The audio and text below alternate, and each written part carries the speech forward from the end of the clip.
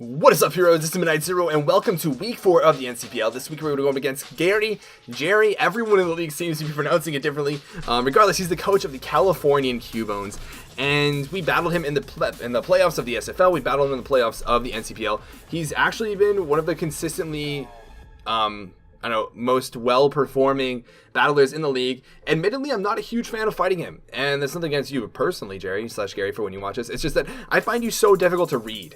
When I'm playing you, when I have to make predictions, when I have to make reads, when I have to decide whether or not I want to pull the trigger to pull the double, to make the safe play or not, it's really difficult for me. It's really difficult for me to get a read on you. So it's always a bit of a challenge going up against Gerry, and he tends to bring some heat sets. Sometimes he makes the best play, sometimes he doesn't. I don't know if it's intentional or not. It confuses me. It confuses me, but regardless, he's got a really good team. Actually, I think it's one of the weaker drafts, but he's still got a threatening team in and of itself. The first mon he drafted was Deoxys Defense. Now, look at those things. Defense, SPDEF 160, meager HP of just 50 though. The main thing is this thing is just solid support.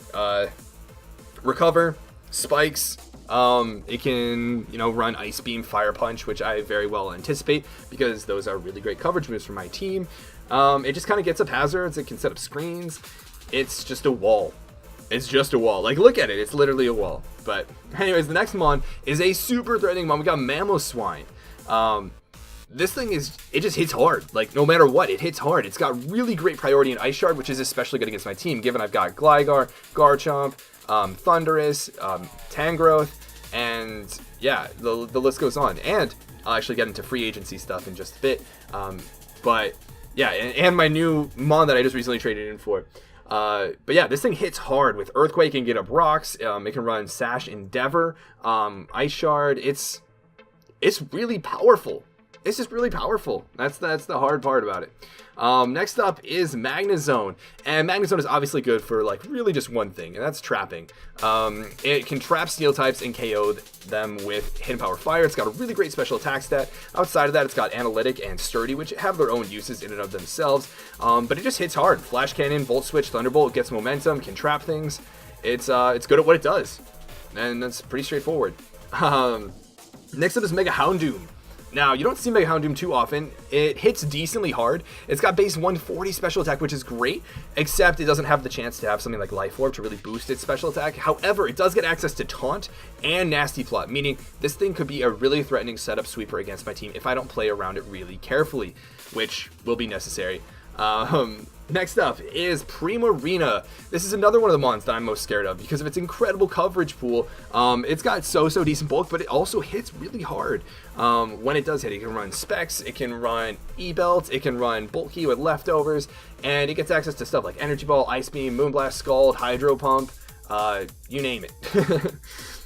Next up is Delmise. Now, Delmise is a pretty good Pokemon. It's pretty good. It's a ghost, so it's a spin blocker, but it also gets access to rapid spin. It basically has 3 stab type moves because of its ability Steelworker, where steel type attacks are basically stab, grass type, ghost type. It's solid typing.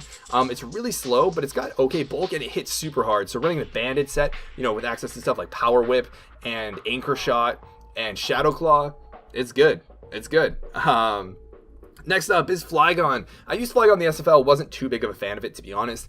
It's oftentimes too weak to really do too much. That said, it can set up now with Dragon Dance, and if that's the case, it can be really threatening. So that's what I'm most afraid of when it comes to Flygon. Its coverage is pretty solid on both the mixed side, so special side and physical side, and it hits a solid, crowded, but solid speed tier. And with access to stuff like Dragon Dance, it's also got U-Turn and Defog and Roost, so some good utility and support moves.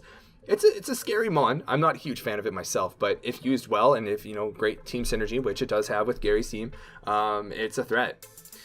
Next up is Beware. Now, this is one of Gerry's favorite mons to use.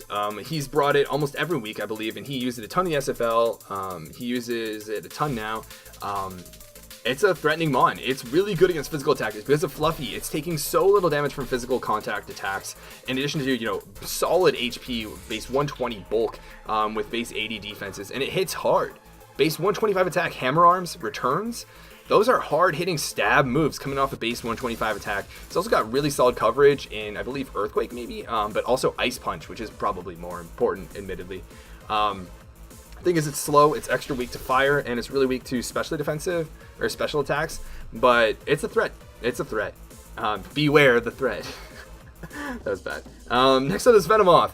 Now, Venomoth is a really ugly mon, in my opinion, but it doesn't really have great stats, but it gets access to Quiver Dance and Tinted Lens. Why is that important? Tinted Lens means resisted hits do double damage. Basically, there are no resisted hits with this mon. It can Quiver Dance up, boosting its speed, special attack, and special defense. And because of Tinted Lens, it hits everything super hard. Smack a Life Orb on it, Bug Buzz, and Sludge Bomb. It's got solid coverage. And the only thing is it's frail. So that's probably what I'm going to have to take advantage of. I cannot let this thing get to +2, otherwise my team pretty much loses. Next up is Dodrio. Dodrio got a recent buff this generation with the speed and attack boost, I believe. Now it's into solid base 110 speed here and pretty solid base 110 attack, given its, coverage with Return and Brave Bird. It also gets Knockoff. It also gets Quick Attack for, some pretty powerful priority. It typically runs Band, unless necessary to run Scarf. So, yeah, I'm looking out primarily for a Scarf set, given that a lot of my Scarfers would outpace specifically Dodrio. Next up is Smeargle. Smeargle, I don't like going against Smeargle. Unpredictability is something I despise going up against, and Smeargle is the epitome of that. You never know what it's running. It can run so many different moves. I highly fear Smeargle. If he brings a Spore, Sticky Web, Rocks, Spikes, you name it, a whole bunch of crap that it can bring along that would put a rut in my plan. So I'm not really looking to fight Smeargle. That said, it's super weak. It is, it's a mon that puts one Pokemon to sleep and then sets up stuff, and that's kind of it. It's really dead weight more or less, unless it's running like a Sash Endeavor set. Like this thing, is annoying. Next up, speaking of annoying, is Volbeat. Volbeat is really only known for its having meager bulk, but more importantly, Prankster. It can Encore things, it can Thunderwave things, it can Tail Glow and Baton Pass, which is notable. So, but that's really all it's good for. It can Roost and can U-turn for momentum as well. Yeah, that's kind of all there really is to Volbeat. But it's pretty solid at what it does. Next up is Spinda. Spinda's not a very good Pokemon. It's just not. It's really funny. It's really funny. It's got 60 stats all around. Its ability is Contrary, meaning negative attack boosts in a particular stat trigger a double increase in that. So basically, for example, if you go for Superpower Spinda, after using Superpower, your attack and your defense will go up one stage, and that's really all that Spinda's good for. It's also useful for maybe Teeter Dance, which is a confusing move, but I hope that's not something Gerry brings. And then lastly is Nosepass. Nosepass is really bulky. I mean, you smack a Violet on it, it has horrible HP, but look at the defense and Spadef, especially a Violet boosted, are pretty strong. It's a rocker. But again, it's not a great mon. It's more of a meme than anything else. And now with that, let's get into my team. My team, the first mon I wanted to bring was Megazor, and we're bringing in offensive, max attack, adamant Megazor with Bullet Punch, U-turn, SD, and Roost. Basically, what this Scizor is doing is, at +2, it's 2-hit KOing almost everything on his team after Rocks, and what it isn't, I can set up for. And early game, I can use this thing for momentum and getting solid chip damage. That's going to be a huge part of my game plan, getting chip damage to set up for one of my multiple setup mons. And also, because of Magnezone. Magnezone is probably going to come. I can almost guarantee you Magnezone is going to show up with HP Fire and try to trap this thing, and U-turn is going to be super useful for getting out of there and using a new mon of my own. The speed is there so that I outspeed a max speed Magnezone, so that if absolutely necessary, and he's Specs as opposed to Scarf, I can U-turn out of there. And the rest goes into HP just because it's necessary. I 2-hit KO, like I said, almost everything after Rocks. So this is a really strong contender for a late game sweep. This is a great answer to Mamoswine too, which is super threatening. And now we're going to get into our next mon. The next mon is the new mon I'm adding to the team free agency. I traded Abomasnow for this Pokemon because Abomasnow I didn't really see adding a lot. Actually, who am I kidding? I'll talk about it when I get to it. We've got the Trap God Trapinch.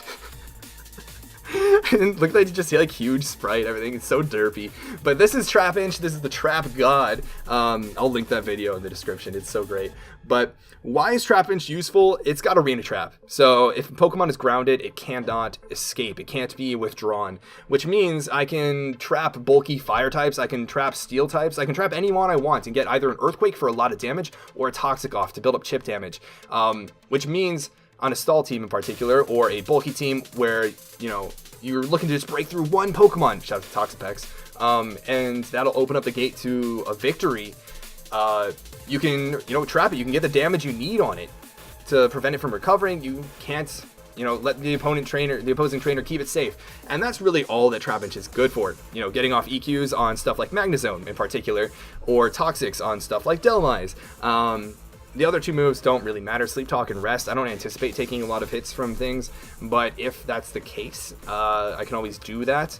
I'm running 248 HP, 176 Spadef in Careful Nature, so that I take, I think, 75% from a max special attack modest specs Magnezone's Flash Cannon, which means I don't get 2-hit KO'd by Scarf Magnezone's Flash Cannon, which is, you know, normally Trapinch is relatively frail given its bulk. It can usually take at least like one hard hit and KO back, or at least get a lot of damage back.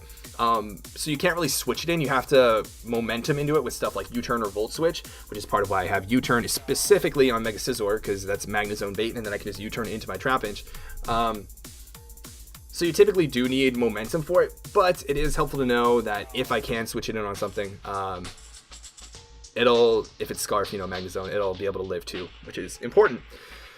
Also, having a ground type is good for electric, you know, Volt Switch spam from Magnezone. And yeah, that's really all there is to it. Abomasnow wasn't really doing much for my team. It was adding a Hail Core, but outside of that, I never wanted to bring it instead of one other Mon that I could bring. It wasn't offering a lot of utility, and I could rarely see myself actually bringing it, whereas Trapinch could actually support my team a lot better, in my opinion. So that's why we have Trapinch. The 84 attack EVs are to guarantee an OHKO on Mega Houndoom from full, and yeah, that's all there is to it. Next up is Scrafty. Scrafty is making a debut for this match. It is a jolly max attack, close to max speed Dragon Dance set with running Poison Jab for coverage and Drain Punch instead of High Jump Kick, because I don't like missing and I want to heal so that I can take potential Ice Shards, or like potentially take one hit to Dragon Dance up and then heal back as I KO things. Now, Intimidate is helpful for setting up on things. I can set up on Magnezone, I can set up on Mamoswine potentially, I can set up on Deoxys Defense potentially, I can set up on Dhelmise potentially. There are a lot of setup opportunities, and I can take, even though I'm not super bulky, usually one or maybe even two, depending on which Mon it is and whether or not they've boosted up or if they have a band or specs. I can usually take at least one hit, which is really nice. At +1, I KO so much. Like, with a little bit of chip, I pretty much KO almost everything on his team. At +2, I outspeed everything. The only thing I don't outspeed, by the way, at +1 is Mega Houndoom. So at +2, I outspeed everything, unless, you know, you've got some fast Scarfers, though his team in general isn't fast outside of Dodrio and Houndoom can't run Scarf. So that's notable. And at +2, I pretty much OHKO everything. The only thing that I don't OHKO is Beware, which takes 50, or I think it takes like 65, 70 from a +2 Drain Punch. And it might even OHKO us back with the Hammer Arm, depending on its spread and item, which is really scary. So that's why, that's one of the things that's really preventing potential Scrafty sweep. I'll need to watch out for that. Poison Jab is there for Primarina, and that's pretty much it. Knockoff or Drain Punch hits everything else for all I could ever want it to. So yeah, setup opportunity, Scrafty can put in work. Next up is Garchomp. We're running a Yachi Berry Garchomp this week with Earthquake, Outrage, Fire Fang, and SD. Earthquake and Outrage cover everything except for Dhelmise. Like, +2 Earthquake or Outrage KOs everything I could ever want to. There's no need to run stuff like Shadow Claw for Dhelmise, or Poison Jab for Primarina, or I don't know, Rock Slide for something like Mamoswine. Everything else just, it dies, it gets to a KO'd by Earthquake. We can, Fire Fang is specifically for Dhelmise. It does 35 to 40% to max HP, depends on if he has defense investment or not. We can take one hit from almost everything. We take one, you know, we take a Fire Blast, we take a Dark Pulse from Houndoom, which is really nice. We can SD up, and which is really cool. He might think that it's not a big deal if I SD up because he has Mamoswine in the back with Ice Shard. but we only take 45 to 55% from an Ice Shard because of the Yachi Berry, which is really cool. So we could open up the door for a potential late game Garchomp sweep, and we could force Flygon to go for Outrage, which would allow either my Scrafty or my Scizor to set up with BP or Dragon Dance respectively. Not respectively, actually, but yeah, that's pretty much all there is to it. Set up and attack. Next up is Suicune. We're running typical Crocoon. You guys know what Crocoon is. You know the deal. It is one of my only bits of defensive pressure this week. We're running a very offense-heavy team this week. Pretty much set up, kill something, dent something, and then either trap what's left, because I want to trap it, or bring in something defensive to scare it out, get a little bit of chip damage, or if it's the right time, bring in one of my other setup sweepers, set up, sweep, or set up, kill, dent until I get one sweep or everything is gone, you know? Suicune can take some physical hits, which is relevant. It's one of my few Houndoom switch-ins. It can Calm Mind up on a couple different things too, which is really nice. The only things that really scare it out are Specs Magnezone and Banded, or even just Adamant, offensive Delmise with Power Whip. Outside of that, we take on things decently well. Life Orb Mamoswine has a good chance to 3-hit KO us with Earthquake, but we can Scald Burn it if he's not Life Orb. We can Rest Talk on that, which is pretty cool, unless he's Freeze Dry. Actually, no, that would have to be Life Orb Freeze Dry anyways, too. So yeah, Suicune is pretty helpful. It's one of my few switch-ins to just about anything, given that I don't want a lot of my setup mons to be taking damage, because I need them to be able to take one hit so that I can get that setup off and then potentially sweep. And then lastly is Gligar. Gligar, we're running Toxic, Stealth Rock, Roost, and Taunt. So really passive set. The idea here is I have just enough speed to outspeed Deoxys Defense if it's min speed, give or take 2 or 3 points because speed creeping. And I can Taunt it to prevent it from getting up any hazards. I can get up rocks of my own, which will be really important this match. I can Toxic things like Delmise, which this is a potential switching for. I can Toxic just about anything. The only things that I'm concerned about are Magnezone and Venomoth, which I typically scare out with an Earthquake anyways. So I don't think he'll anticipate me not having Earthquake, which is kind of funny.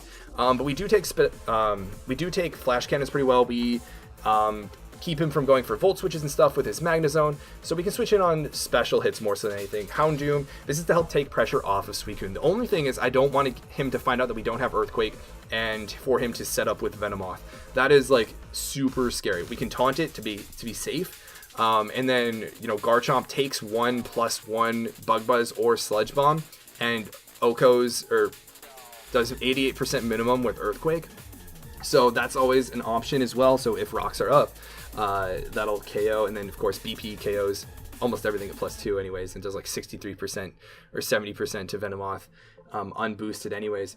Overall, I'm not a huge fan of the team. I built it, I put a lot of thought into it, but I still don't feel like 100% confident in it. I'm gonna play with it. I'm gonna do the best I can, of course, but I don't know. I feel like I don't have enough switch-ins. I don't feel like I have enough defense. And at the same time, I don't feel like I have enough speed. A lot of my mons are set-up mons, right? I have to go in. I have to take a turn to set up. I have to take it. That's why things like Scarf Dodrio, basically speed. I don't have speed control. I don't have a Scarfer that can outspeed almost all of his team and get some damage off late game if necessary. I don't have a Scarf Thunderous, which, you know, would be crippled severely by rocks plus Ice Shard and such. Though it would also be nice from a Volt Absorb standpoint for Magnezone, but I just didn't. I couldn't add enough. I needed Trapinch to help trap things and build or get damage for setting up for a Scizor sweep or a Scrafty sweep, which both of those mons immediately stuck out to me. Then I needed some defensive mons, and I needed hazards, and I needed a Houndoom switching. And, you know, Thunderous wasn't really any of those. So I don't know. Maybe I would do it a bit differently if I started building over again. We'll see how it works out. I'm going to have to play relatively aggressively given the offensive nature of my team, and hopefully that works out pretty well. I, again, don't like playing offense too much, especially against Gerry/Gary, but I'm hoping for the best. And I hope you guys are excited to see how I do. It'll be a tough battle. It should be a good battle. So I hope you guys check it out when that does happen. That should be the day after you see this video. But until then, this is Midnight Zero, and this mission is complete.